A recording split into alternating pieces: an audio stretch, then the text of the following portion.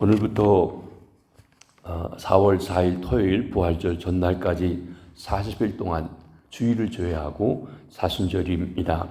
이 사순절 기간 동안 예수님의 고난과 죽음을 묵상하며 기도하고 절제하고 회개로 몸과 마음을 경건하게 지내는 절기에 특별한 말씀들을 좀 나누려고 생각합니다. 오늘은 첫 번째 시간으로 교만의 죄에 대해서 말씀드리며 교만은 모든 죄의 뿌리입니다 하는 제목으로 말씀을 나눕니다. 20세기 최대의 지성 중에 하나로 기독교에 많은 영향을 끼쳤던 옥스퍼드 대학의 C.S. 로이스 교수는 우리가 살고 있는 시대는 구도 정신을 상실한 시대라고 그렇게 정의했습니다. 그 증거 중에 하나가 현대인들에게 더 이상 죄를 향한 진지한 접근이 없다는 것입니다.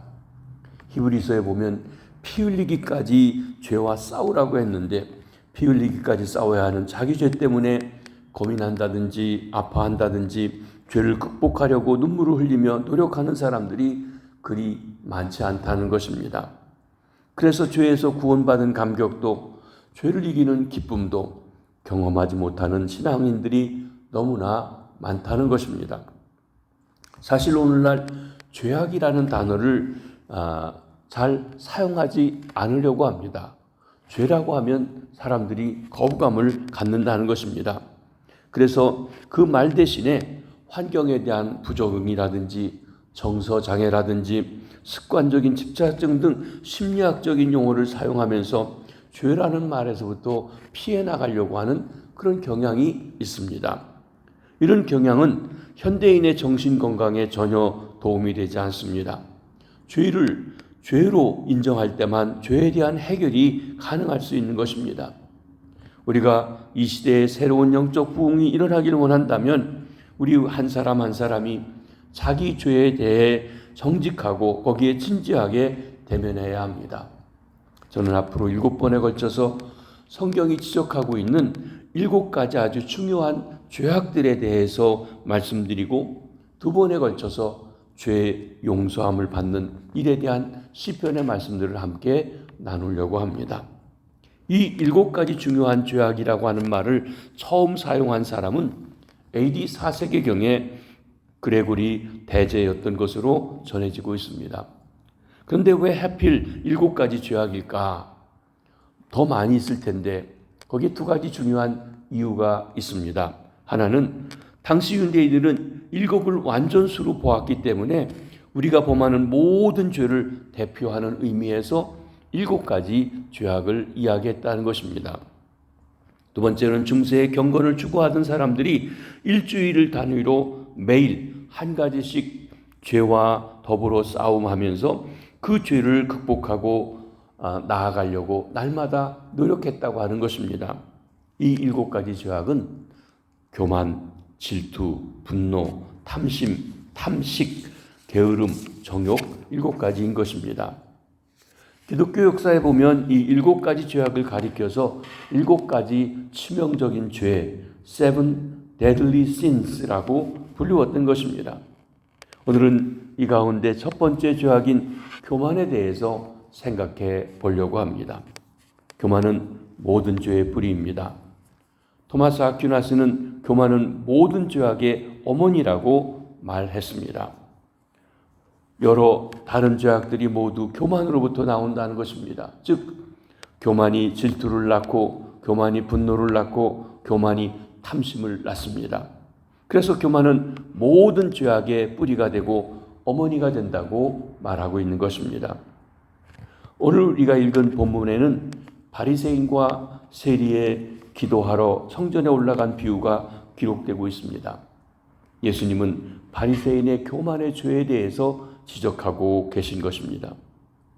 교만이란 죄는 어떠한 죄일까요? 그 특성은 무엇입니까? 먼저 교만은 극단적으로 자기중심적인 죄악이라고 할 것입니다. 예수님이 이 비유를 말씀하시는 대상은 자기를 의롭다고 믿고 다른 사람을 멸시하는 사람들이라고 말씀하고 있습니다. 당시에는 바리새인이 대표적이었습니다. 저는 생각하기를 자기를 의롭다고 믿고 자기를 존중하고 소중히 여긴다는 그 자체만을 나쁘다고 말할 수 없다고 생각합니다. 인간에게는 자존감이 필요합니다. 심리학에서도 자신을 귀히 여기고 자신의 가치를 인정할 줄 아는 자존감, self-esteem은 정신건강에 아주 필요하다고 하는 것입니다. 건강한 자존심, 프라이드는 그런 의미에서 병적인 자만인 에로겐스와 구별되어야 한다고 할 것입니다. 자신을 존중히 여기고 자신을 사랑하는 것은 결코 죄가 아닙니다. 그러나 자신만 사랑하고 있는 것이 죄입니다. 여기서부터 문제가 생깁니다. 오늘 본문에 나타난 바리새인은 자신을 의롭다고 여기고 다른 사람을 멸시했다고 말하고 있습니다. 교만은 일종의 자기 숭배입니다. 그래서 누군가는 교만을 자기 자신만이 즐길 수 있는 병이라고 정의하기도 했습니다. 그렇게 교만은 자기 자신을 즐겁게 할지는 모르지만 다른 사람을 괴롭게 하는 일입니다. 교만은 자기 중심성에서부터 비롯되는 죄악인 것입니다. 우리가 자기 자신을 절대화시킬 때, 혹 자기 주장을 절대화하기 시작할 때 교만이라고 하는 죄악이 찾아들게 되는 것입니다. 두 번째로 교만은 이웃과 나 사이에 벽을 쌓고 담을 쌓는 죄악이기도 합니다. 바리새인이 기도하던 자리는 세리와 구별된 자리였습니다. 따로 서서 기도했다고 말씀하고 있습니다. 세리와는 같이 기도하기도 싫어서 아예 자리를 따로 해서 기도하고 있습니다.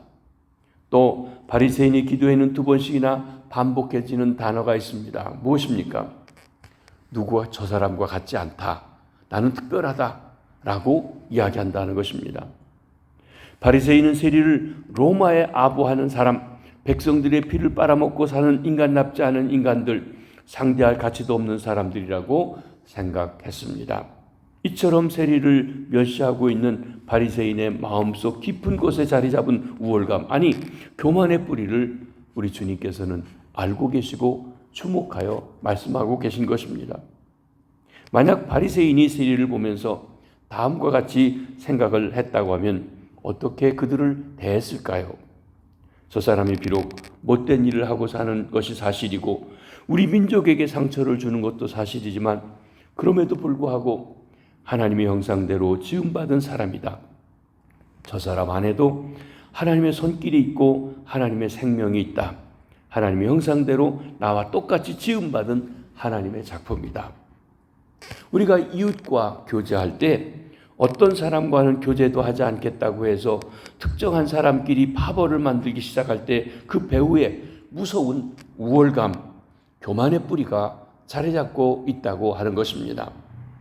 이웃에게 지나치게 공격적이고 비판적인 태도를 갖는 것도 조심해야 합니다. 타인을 보면서 그 사람의 눈에 있는 티끌을 보면서 자신의 눈에 있는 질보를 보지 못하는 것, 이것도 교만의 증상이라고 할 것입니다. 이런 사람일수록 자기가 남을 비판할 때는 건설적인 비판이라고 말하고 남에게 비판을 받을 때에는 파괴적인 비판이라고 하면서 합리화하는 모습을 보게 됩니다. 부끄럽게도 우리 한국을 정의하는 말 중에 언젠가 옥스퍼드 대학 그 사전에 올라갔다고 하는 이야기인데 뭔가 하면 내로남불이라고 한 말입니다. 여러분 그것을 영어로 더블 스탠다드라고 얘기했습니다. 내가 하면 로맨스고 남이 하는 불륜이다. 그러니까 자기가 하는 건 다 맞고 남이 하는 건 다 비판적이고 똑같은 일을 하면서도 자기는 정당하고 남은 잘못됐고 이러한 현상들이 우리 사회에 깊이 있는데 이 사람의 공통적인 면이 뭐냐면 교만이라는 거예요. 자기만 잘났다고 하는 교만이 그 뿌리라고 말씀하고 있습니다. 교만한 사람의 특징은 담을 쌓고 사람들을 나누는 일을 합니다. 반면 겸손한 사람은 다리를 놓습니다. 우리 주님 예수님께서 다리를 놓기 위해서 오셨습니다. 성도 여러분, 나 때문에 이웃 사람이 화목하고 버거웠습니까? 아니면 나 때문에 공동체가 몸살을 앓고 있습니까? 공동체는 사람 사이에 다리를 놓아주는 겸손한 사람을 필요로 하고 있습니다. 교만은 이웃과 나 사이에 단절의 벽을 나누고 사람과 사람 사이를 나누어서 자기 편을 만들고 하는 일을 하는 것입니다. 교만은 하나님 앞에서 자기를 속이려는 죄악이기도 합니다. 보면 11절과 12절입니다. 바리새인은 서서 따로 기도하여 이르되 하나님이여 나는 다른 사람들 곧 토색 불이 간음하는 자들과 같지 아니하고 이 세리와도 같지 아니함을 감사하나이다. 나는 일에 2번씩 금식하고 또 소득의 11조를 드리냐이다 하고, 이것이 정말 하나님께 드리는 기도가 맞는지요? 기도가 아니라 하나님 앞에 자기를 자랑하는 것 같지 않습니까? 내가 얼마나 잘난 인간입니까? 내 업적이 얼마나 화려한가를 하나님 앞에 선전하고 있는 것처럼 보이는 것입니다. 사실 원래 우리가 기도할 때 기도의 주어는 하나님이어야 합니다. 하나님, 저를 불쌍히 여겨 주시옵고 용서해 주시옵소서. 하나님, 당신의 뜻대로 살아가게 해 주시옵소서. 우리가 하나님의 공의를 받으려고 해야 한다는 것입니다. 그런데 바리새인의 기도의 주어는 처음부터 끝까지 자기 자신입니다. 바리새인은 다만 자기 위로를 기도하고 있는 것입니다. 잘못된 기도입니다. 진지한 기도를 하는 사람들, 하나님의 긍휼과 자비와 도우심을 구하는 사람들은 반드시 변화를 합니다. 그러나 교만은 이 변화를 거부하고 있는 것입니다. 교만은 하나님 앞에서도 자기를 꼭 붙들고 심지어 자기를 포장합니다. 교만은 자기의 범죄를 인정하지 않는 것입니다. 자기의 실수와 과오를 인정하지 않습니다. 교만이란 하나님 앞에서 자기를 감추고 자기를 속이는 죄악인 것입니다. 그러면 이러한 교만의 결과는 어떠합니까? 기도의 응답을 받지 못하게 됩니다. 하나님의 도우심을 받지 못한다고 하는 것입니다. 14절입니다. 내가 너에게 이르노니 이에 저 바리새인이 아니고 이 사람이 의롭다 하심을 받고 그의 집으로 내려갔느니라. 무릇 자기를 높이는 자는 낮아지고 자기를 낮추는 자는 높아지리라 하시니라. 교만한 사람은 구원을 받지 못합니다. 교만한 사람은 자기 의를 붙들고 있기 때문에 그렇습니다. 자기 자신이 바로 자기의 주인입니다. 자기의 구세주가 예수님이 될 여지가 없는 사람입니다. 하나님, 나는 이만큼 잘나고 있는 사람입니다. 이런 사람은 혼자 잘하면 되지 굳이 예수님을 믿을 필요가 없는 것입니다. 우리가 구원받기 위해서는 자기 죄를 보아야 하고 하나님 앞에서 자기의 부족하고 연약하고 비참한 존재이라고 하는 것을 발견할 수 있어야 하는 것입니다. 하나님이 긍휼히 여겨주시지 않고서는 저를 살 수가 없습니다. 제 부족함과 연약함, 죄와 병든 모습을 하나님께서 다 아십니다. 제가 주님을 의지합니다. 이렇게 기도하면서 죄인 된 나를 위해 죽으시고 부활하신 예수 그리스도를 의지하는 순간 하나님께서 그 사람을 의롭다 하시는 것입니다. 이것이 복음의 역설입니다. 죄인됨을 인정하고 예수님을 믿는 순간 오히려 그가 의롭다함을 받게 되는 것입니다. 반대로 하나님 앞에 당당하게 자기를 내세우는 사람은 하나님 앞에 설 자리가 없습니다. 교만한 사람은 구원받을 수가 없다고 하는 것입니다. 교만한 사람은 하나님의 도우심을 받을 수가 없습니다. 어떤 사람이 복음을 깨닫고 예수 믿고 구원받았다고 합시다. 그런데 믿는 성도에게도 교만의 유혹이 여전히 찾아옵니다.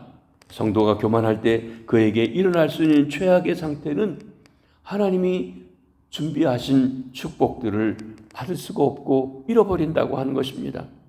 하나님의 더 깊은 은혜를 경험할 수가 없습니다. 요한계시록 2장과 3장에 보면 아시아에 있는 7교회 보낸 편지가 있습니다.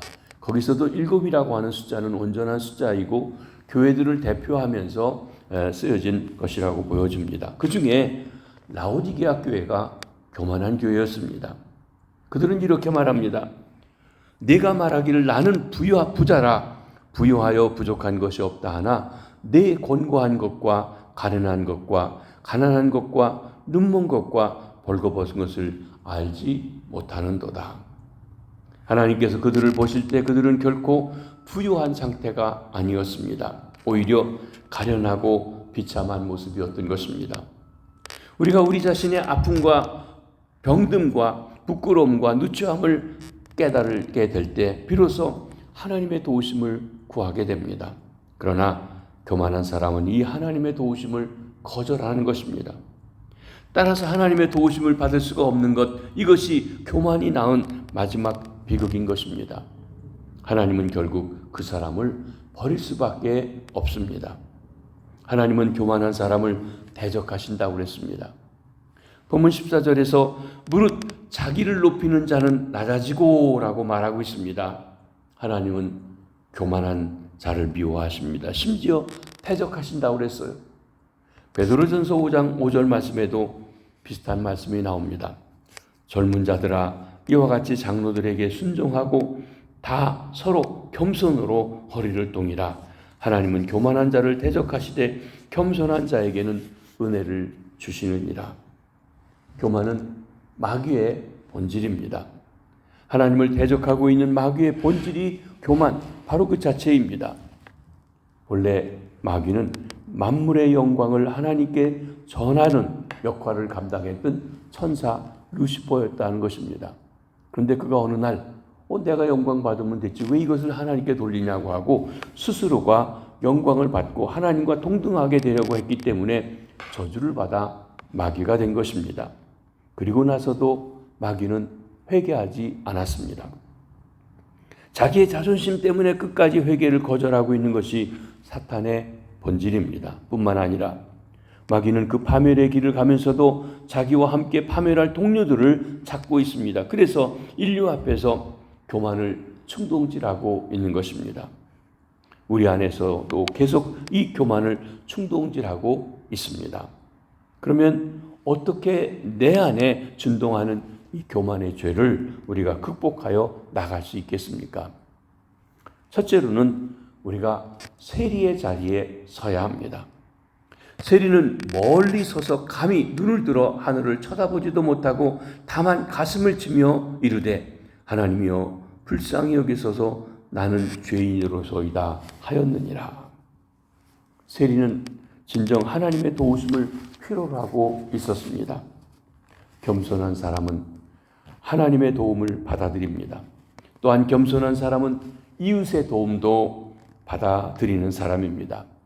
어느 책에 보니까 겸손한 사람은에 대한 그 한 폭의 아름다운 그림을 이야기하고 있는데 겸손한 사람은 한 손으로 하나님을 붙들고 다른 사람은 이웃을 손을 붙드는 사람, 그리고 인생을 향해 인생의 길을 따뜻하게 걸어가고 있는 사람이라고 말하고 있습니다.